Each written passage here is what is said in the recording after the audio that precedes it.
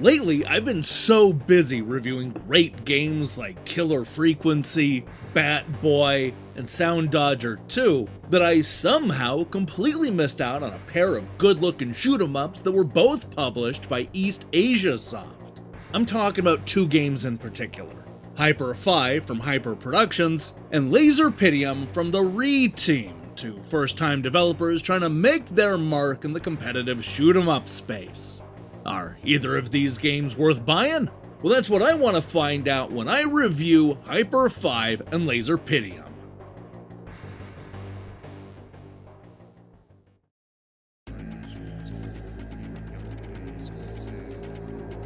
When I first played games like Einhander and G. Darius back in the 1990s, they felt like the future of shoot-'em-ups.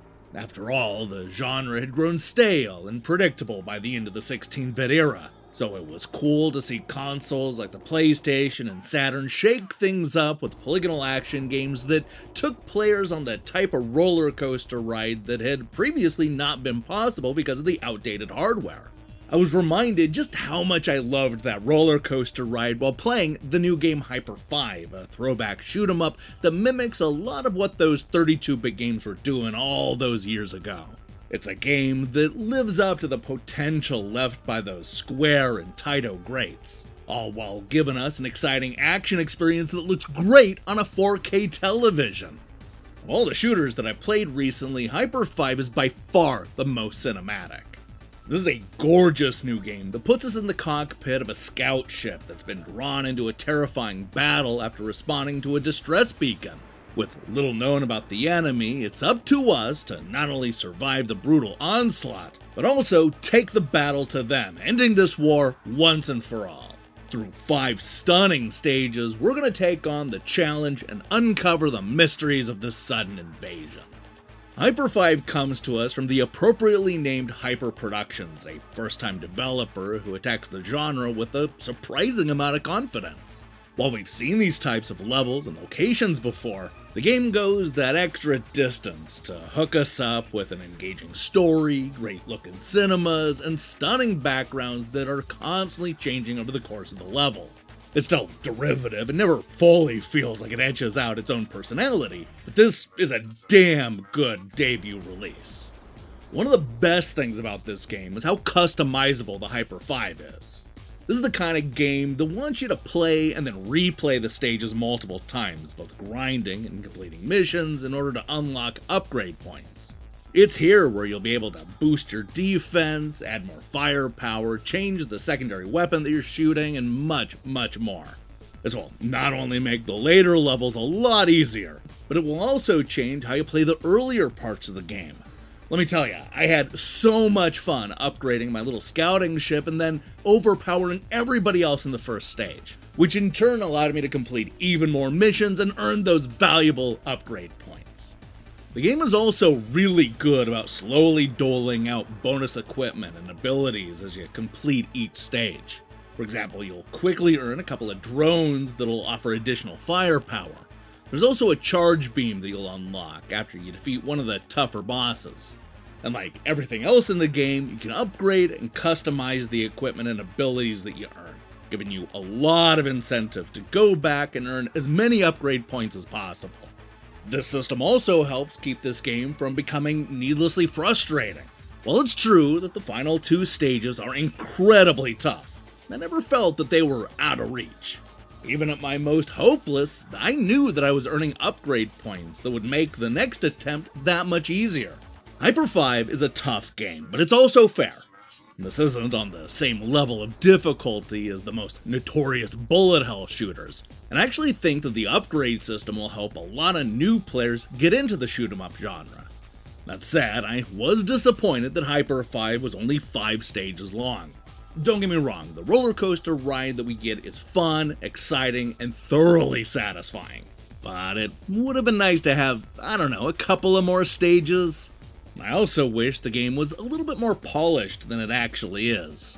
There's a bit in the second stage where a transformer-like robot gets all twisted and turned around. And really, that's just the start of the weird glitches that plague that entire level. Thankfully, those issues are isolated, but When the rest of the game is so good, you can't help but notice the imperfections.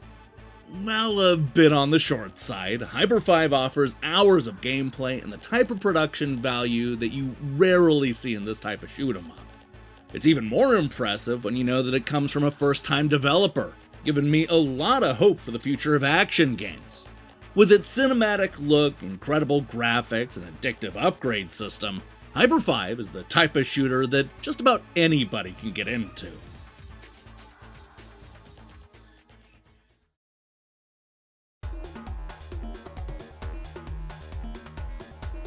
Laserpitium is the type of throwback shooter that doesn't care if it's ripping off the classics, just as long as it looks good doing it. Now stop me if you've heard this one before. It's the 24th century, and the previously hostile galaxy of SO8G has signed a peace and cooperation treaty. In an effort to optimize the management of goods, the control of military forces, and the health and well-being of the population, a computer program named EVA was created. But wouldn't you know it, EVA's programming led to some unexpected problems, including taking control of the fully automated military forces and using them to invade other planets in the solar system. Now it's up to a small group of resistance fighters to restore freedom by piloting a trio of experimental space jets into the heart of the battle and defeating EVA once and for all. Coming to us from a first-time developer known as the Reeteam, Laserpitium is a sharp-looking shooter that borrows heavily from side-scrolling greats like Thunder Force 3 and Gyruss, giving us 10 long and challenging stages with beautiful hand-drawn backgrounds and a wide variety of enemy ships to shoot down. The trio of ships not only look slightly different, but they also have unique weapons designed specifically for each craft.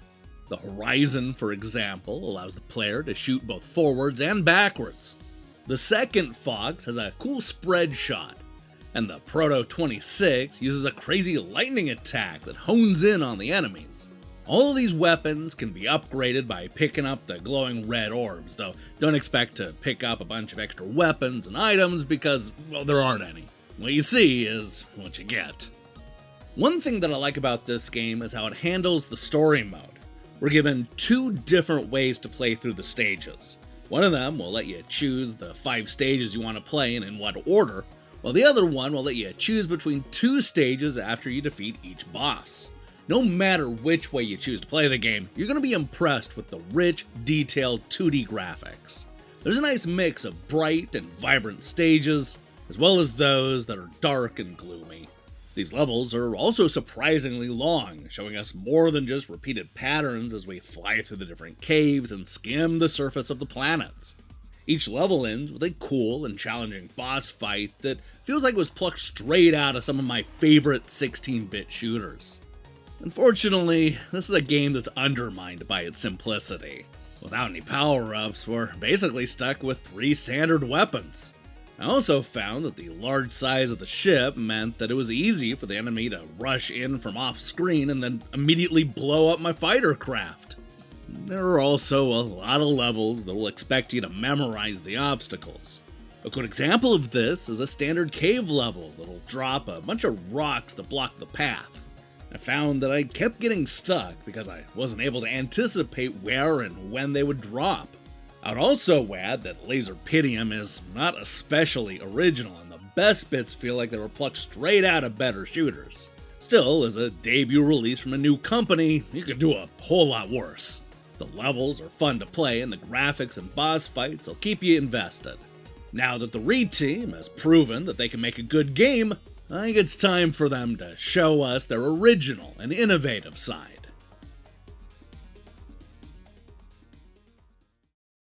Hey, thanks for watching our reviews. If you liked what you saw here, then you should know that we post new reviews and features almost every day. Now, here's the question I have for you. What is your favorite recent shoot-'em-up? Doesn't have to be one of these spacey shooters, because, Wild Dogs came out earlier this year and it's just so good. Let me see your picks in the comments below. In other news, we'll be back next week with a whole video about Kirby. If that sounds good to you, then I strongly recommend you click that subscribe button and support what we're doing here. Until then.